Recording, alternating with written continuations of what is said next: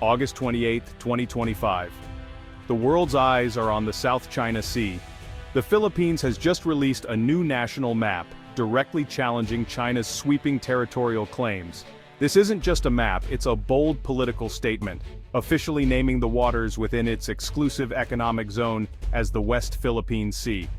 The move reasserts the Philippines' 2016 international arbitration victory and reignites tensions over flashpoints like Scarborough Shoal. Manila's decision is a calculated act to cement its sovereign rights both domestically and internationally.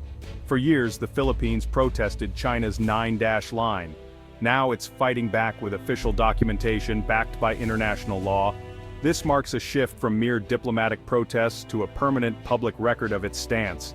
The stakes are high. The South China Sea is a vital artery for global trade and a potential treasure trove of oil and gas. Scarborough Shoal, just 120 nautical miles from Luzon, is a symbol of this struggle, once a Filipino fishing ground, now under near constant Chinese control. The new map is Manila's way of rejecting this reality, declaring it will not surrender its claim. The world is watching, as the conflict tests whether international law or military might will shape the global commons. The release of this map forces other nations to take sides, raising urgent questions about regional stability and the future of international order. The lines are drawn, literally, and the risk of conflict has never felt more real. China's claim to the South China Sea is rooted in its historical narrative, citing ancient maps and records to justify its 9-line. This sweeping U-shaped line, first seen in the 1940s, covers nearly 90% of the sea. For Beijing, these claims are central to national identity and policy. The Philippines, in contrast, grounds its position in modern international law, specifically the 1982 United Nations Convention on the Law of the Sea, or UNCLOS. Under UNCLOS, coastal states have sovereign rights within a 200 nautical mile exclusive economic zone, which includes Scarborough Shoal. The Philippines argues that international law trumps vague historical claims. This clash led Manila to initiate arbitration against China in 2013, seeking a legal ruling on the validity of the 9-line. China refused to participate, calling the process illegitimate and outside the tribunal's jurisdiction. The world watched as a small nation challenged a superpower, pitting ancient rights against the modern rule of law. The outcome would set a precedent for how such disputes are resolved. In July 2016, the Permanent Court of Arbitration delivered a historic verdict: China's 9-line had no legal basis. The ruling was a sweeping victory for the Philippines, affirming its rights within its exclusive economic zone and declaring China's interference unlawful. The court clarified that most features claimed by China were not islands and had no entitlement to their own maritime zones. This was hailed as a landmark for the international rules-based order and a win for smaller nations. But China immediately rejected the ruling, calling it null and void, and refused to comply. Beijing maintained its presence at Scarborough Shoal, blocking Filipino fishermen and ignoring the tribunal's decision. The episode exposed the limits of international law when powerful nations refused to abide by it. The Duterte administration downplayed the victory, seeking better ties with China, a move that sparked controversy at home. Still, the 2016 ruling remains a rallying point for the Philippines and its allies, cited in every diplomatic forum.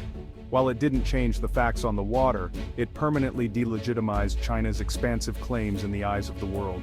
The legal battle continues to shape the region's geopolitics. Since the 2016 ruling, Scarborough Shoal has become a flashpoint for dangerous confrontations. China enforces its claims with Coast Guard and maritime militia, blocking Filipino fishermen from the lagoon. Tensions have escalated, with Chinese ships using water cannons and aggressive maneuvers against Philippine vessels. In 2024, a Philippine supply boat was blasted by a water cannon, drawing international condemnation.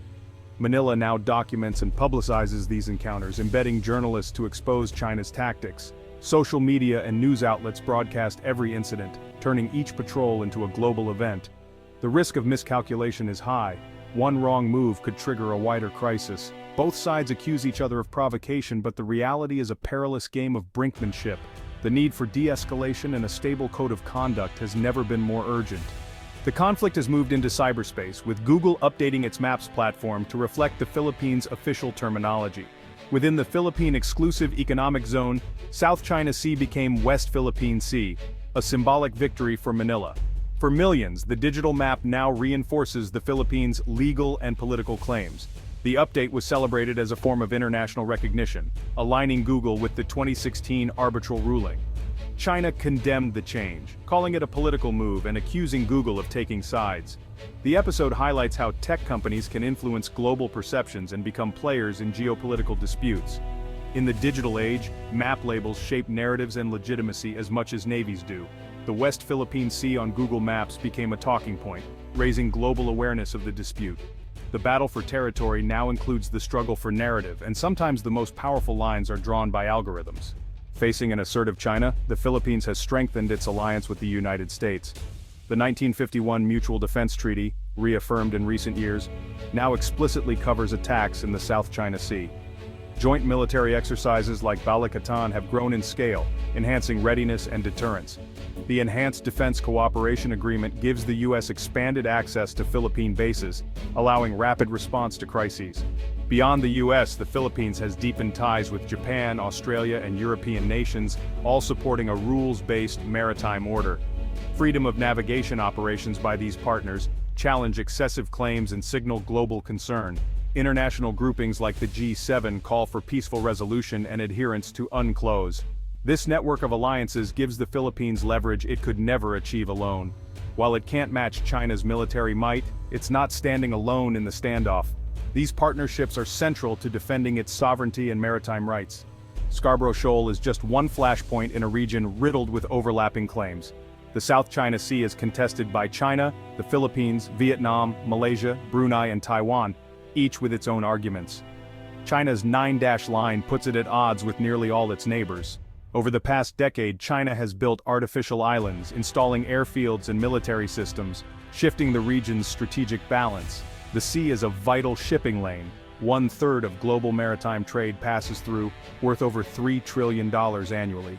The seabed holds significant oil and gas reserves, making control a matter of economic and energy security.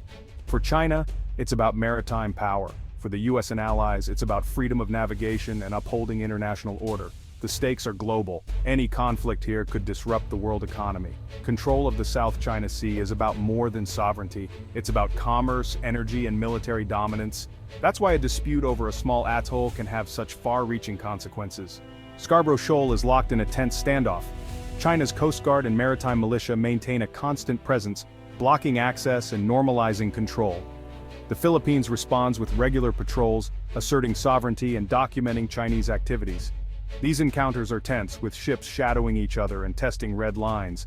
Diplomatic protests fly after every incident, but core positions remain unchanged.